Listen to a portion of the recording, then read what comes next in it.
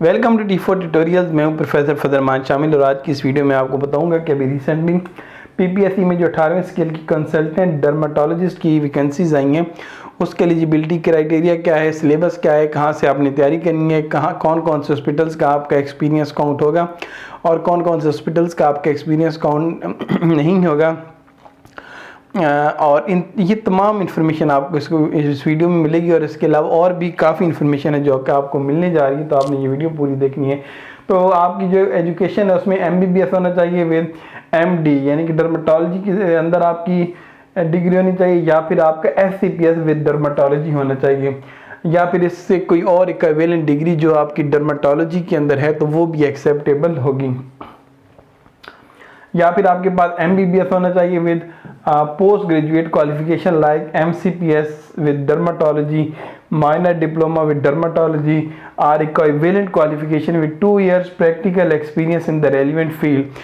और ये जो आपका एक्सपीरियंस है जो कि डर्माटोलॉजी से रिलेटेड होना चाहिए, किस हॉस्पिटल से आपका ये एक्सपीरियंस काउंट होगा और किस हॉस्पिटल का एक्सपीरियंस काउंट नहीं होगा, इसकी जो डिटेल है वो वीडियो की डिस्क्रिप्शन में मैंने पूरी लिस्ट डाल दी है, जिसमें आप देख सकते हैं कि कौन कौन से ऐसे हॉस्पिटल्स हैं जो कि जिनका एक्सपीरियंस काउंट होगा। इसके अलावा आपने नोट कर लेना है कि आपका जो full permanent registration certificate from the Pakistan medical and dental council या फिर Pakistan medical commission showing post graduate qualification issued on or before the closing date, ये आपके पास सर्टिफिकेट आपके पास होना चाहिए। तो चलें अब हम बात कर लेते हैं सिलेबस की।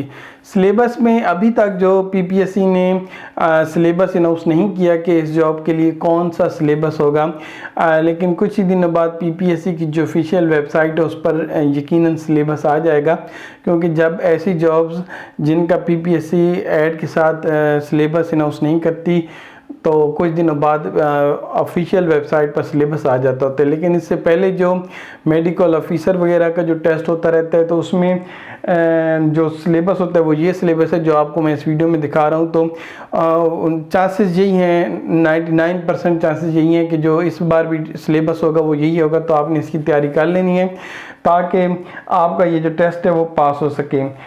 मैं यहाँ पर अगेन बताता चलूँ कि इससे थोड़ा बहुत हो सकता है, ऊपर नीचे भी सिलेबस हो सकता है, लेकिन चांसेस हैं कि यही सिलेबस होगा।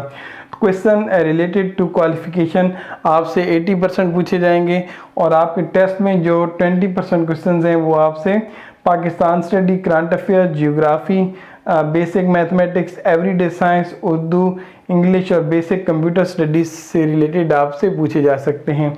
इसमें जो आपने तैयारी करनी है, तैयारी का आपने ये करना है कि जिस तरह आप उर्दू की बात करें तो उर्दू की बहुत ज़्यादा डिटेल में आपने नहीं जाना।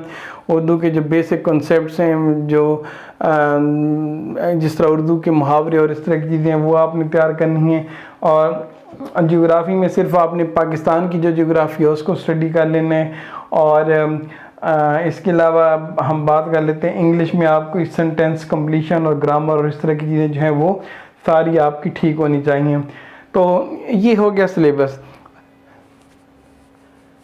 अब हम बात करते हैं कि अप्लाई करते हो कि जब आप फ़ोटो अपना अपलोड करोगे तो फ़ोटो की एक ख़ास सेटिंग होनी चाहिए, उसके अलावा आपका फ़ोटो अपलोड नहीं होगा। तो ख़ास तरह की सेटिंग करने के लिए आपको एक वेबसाइट आप ओपन कर सकते हैं, imageresizer.com।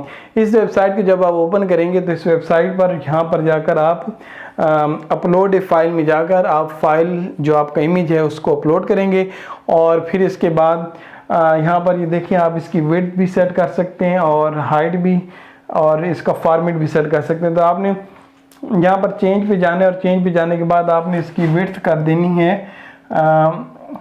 आपने विड्थ इसकी कर देनी है 3.5 सेंटीमीटर और हाइट जो है वो कर देनी है 4.5 सेंटीमीटर और फॉर्मेट आपने कर देना है JPG। और फिर इसके बाद आपने जो मैक्सिमम फाइल साइज़ रखना है वो 25 KB तक रखना है। और फिर इसके बाद डाउनलोड का ऑप्शन आएगा, डाउनलोड पे आपने क्लिक करना है और आप अपना इमेज डाउनलोड कर लेंगे और फिर उस इमेज को आप अप्लाई करते वक्त अपलोड कर दीजिएगा।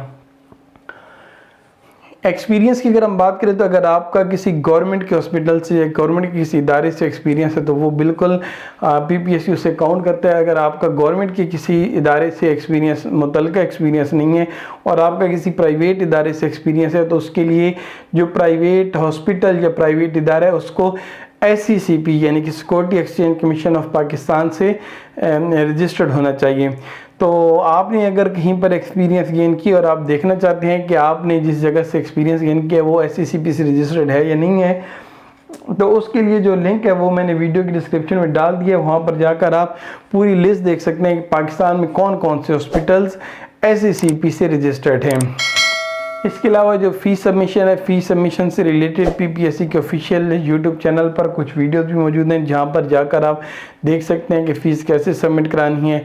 इसके अलावा आप जायज़ कैश या ईजी पैसे के ज़रिए भी फ़ीस सबमिट करा सकते हैं। जो मेल्स हैं 26 से 45 साल तक के जो मेल्स हैं वो एलिजिबल हैं और इसमें 7 ईयर एज रिलैक्सेशन भी शामिल है, जिसको मिलाकर 52 ईयर्स तक आप एलिजिबल हैं। और फीमेल्स की अगर हम बात करें तो एज रिलैक्सेशन मिलाकर 26 साल से लेकर 55 साल तक की जो फीमेल्स हैं वो इस जॉब के लिए एलिजिबल हैं। तो मेल, फीमेल और ट्रांसजेंडर तमाम एलिजिबल हैं। और जो डोमिसाइल होना चाहिए आपका पंजाब के किसी भी अगर आपका शहर का डोमिसाइल है तो आप इस जॉब के लिए एलिजिबल हैं।